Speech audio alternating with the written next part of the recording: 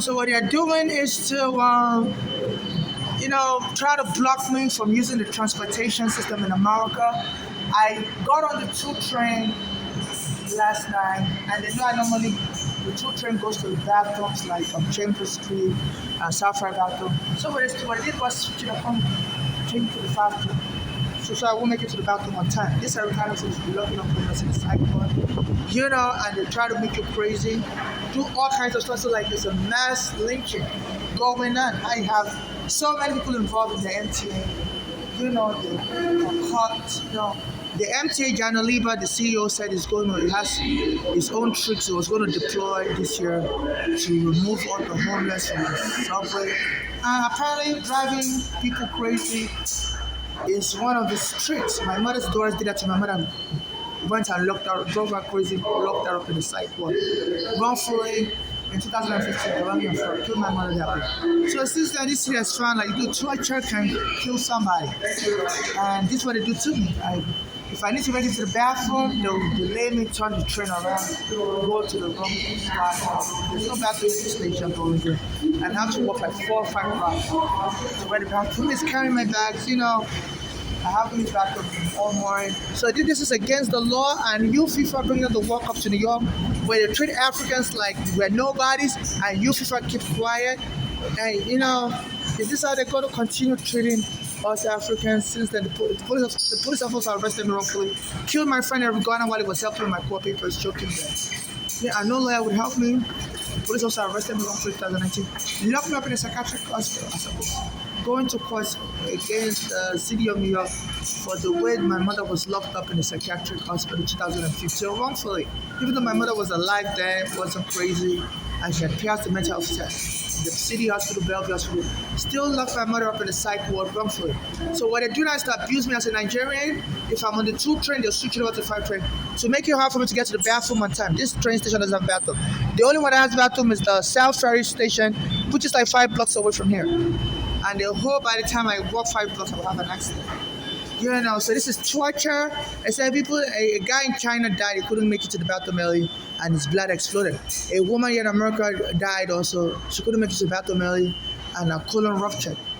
So this is a very dangerous game, torture game they're playing, and they hope, they can just cause accidental death. And my mother said drugs are moving like a narcotic gang, and sometimes people and stuff like that. And they always try to get so close to this stuff.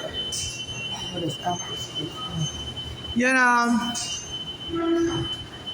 so they said they say my mother said her daughters were moving like a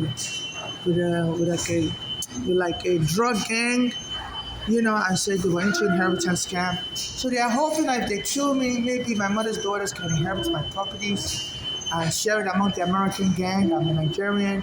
So please, no family, regardless of how I die or if I'm killed or I died naturally or whatever, no family member or friend should inherit my property or administer my estate. My estate should only be administered by civil rights activists like me that have not denied me help in the past, and they should get justice for me and my late mother, and the rest of my assets, potential assets, should be used to help those suffering from xenophobia like me and my late mother, and those being deported by Trump should be prioritized. I'm not looking for marriage with anyone, so please donate to my Cash App. Just non-conditional humanitarian assistance only. I'm not looking for marriage or anyone. I'm not looking for surrogacy. I was born a male. Now I'm a woman. I'm a Nigerian woman. I'm transsexual. I'm not looking for marriage. I don't have a child. I'm not looking for any kind of surrogacy arrangement. So I believe some of these gangs believe, once I'm killed, they can make all kind of fraudulent claims. So I believe some of their lives may be adopted their child, or I plan to adopt people's children now. I don't have, I'm single, childless.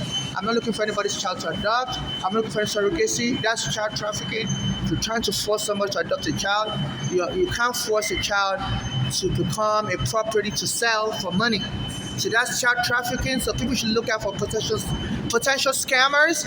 And I do beg for money on the street as a panhandler. And please, any donation you make to me, either to my Cash App or to me in person on the street or anywhere I beg for money at, And I would prefer you donate more to my Cash App. I've already put in my Cash App that look, this money is just non-conditional humanitarian assistance only. I put it on my Instagram also. That any donations to me, my Instagram is OLABOPOBABATUND, and I put on my Instagram that I'm childless, homeless. I'm not looking for surrogacy. I'm not looking for any type of adoption. I'm just looking for assistance, humanitarian assistance, not conditional humanitarian assistance to help me with my homeless situation, to let me get a place to live and stuff. So, and also nobody should make a movie about me if I die, because nobody knows my story, and my mother used to tell me I look like Michael Jackson as a child. I don't really believe it. So I believe some people will try to kill me. They think if I'm dead, they could just do a movie to mock Africans and said I came here to America to become Michael Jackson and I died in the process. I failed woefully. And maybe they believe some black Americans that don't like Africans because they said Africans so their ancestors in slavery will watch that movie to mock Africans or me. So please, no movie should be made about me. I don't care how flattering they claim the movie is going to be about me. No, nobody really knows me that well. I'm not close to my mother's daughters. Some of them were born in America. They obviously care for a long time. My mother brought them the Birmingham to Florida to Nigeria in the past in 1988, but they were put in a boarding school. And they were beating up my mother, so they want to come up to America. So my mother had a white family raised them in America, but they ended up beating up that white family. So they left America also.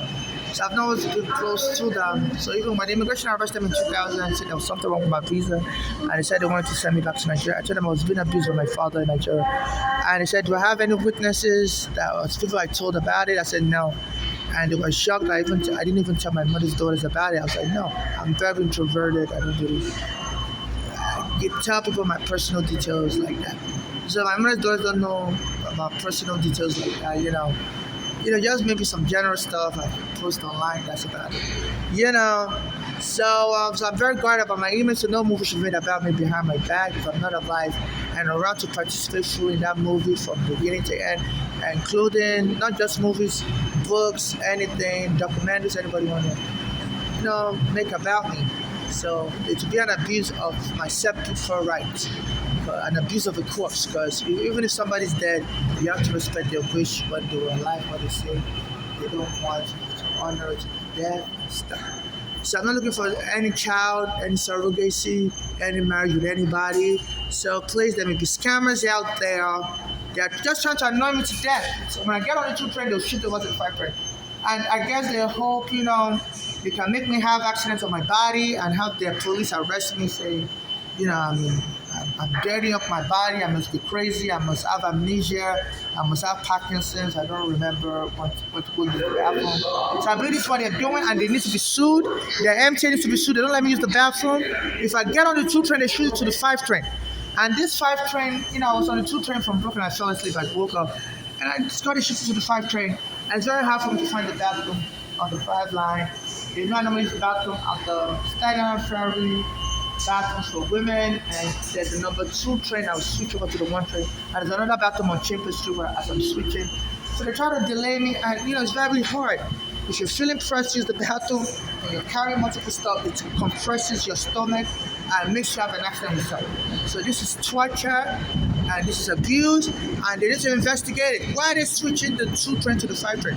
They have separate 5 trains, and they have separate 2 trains. So, and they have separate 4 trains. But from the 2 train, you take the route midway.